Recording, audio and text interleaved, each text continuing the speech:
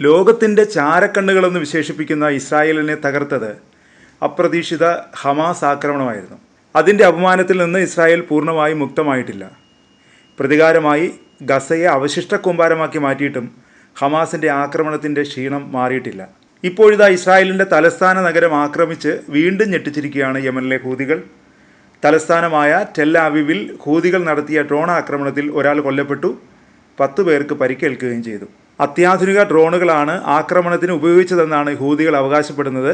നിരീക്ഷണ സംവിധാനങ്ങളെല്ലാം മറികടന്ന് ആക്രമണം നടത്താനുള്ള ശേഷി ഡ്രോണിനുണ്ടെന്നും ഹൂതി വക്താവ് പറഞ്ഞു. ടെൽ അവീവിലെ US എംബസിക്ക് സമീപമാണ് ആക്രമണം നടത്തിയത്. സംഭവത്തിൽ അന്വേഷണം തുടങ്ങിയതായി ഇസ്രായേൽ സൈന്യം അറിയിച്ചു. വ്യോമാക്രമണം തടയാൻ കഴിയാത്തതിൻ്റെ കാരണങ്ങൾ അന്വേഷിക്കുമെന്നും സൈന്യം പറഞ്ഞു. ആക്രമണത്തിന് പിന്നാലെ ഇസ്രായേൽ വ്യോമ നിരീക്ഷണം ശക്തമാക്കിയതായി സൈന്യം അറിയിച്ചു. തിരിച്ചടിക്കുമെന്ന് ഇസ്രായേൽ പ്രതിരോധ മന്ത്രി യോവ് ഗാലൻ പ്രഖ്യാപിച്ചു. ആക്രമണം നടന്നതിന് സമീപമുള്ള അപ്പാർട്ട്മെൻറ്റിലാണ് മൃതശരീരം കണ്ടെത്തിയത്. ഇസ്രായേലിനെതിരായ തങ്ങളുടെ സൈനിക നീക്കത്തിൻ്റെ തുടക്കമാണിതെന്നാണ് ഹൂതികളുടെ മുന്നറിയിപ്പ്.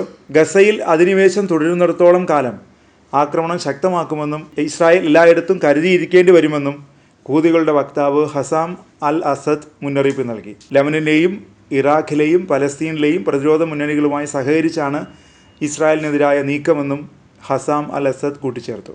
അതിനിടെ ലെബനനിലെ ഹിസ്ബുള്ളയും വടക്കൻ ഇസ്രായേലിലെ സൈനിക കേന്ദ്രങ്ങളെ ലക്ഷ്യമിട്ട് ആക്രമണം തുടങ്ങിയിട്ടുണ്ട്.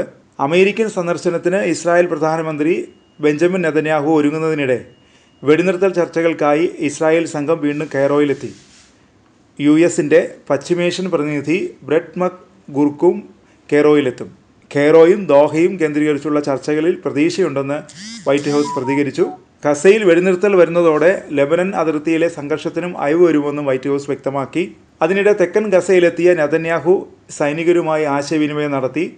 ഒക്ടോബർ 7-ന് ആക്രമണം ആരംഭിച്ച ശേഷം ഇത് 3-ാം തവണയാണ് മുന്നറിയിപ്പില്ലാതെ നെതന്യാഹു ഗസ സന്ദർശിക്കുന്നത്. ലക്ഷ്യം നേടാതെ ആക്രമണം അവസാനിപ്പിക്കില്ലെന്ന നിലപാടിൽ ഉറച്ചു നിൽക്കുകയാണ് നെതന്യാഹു.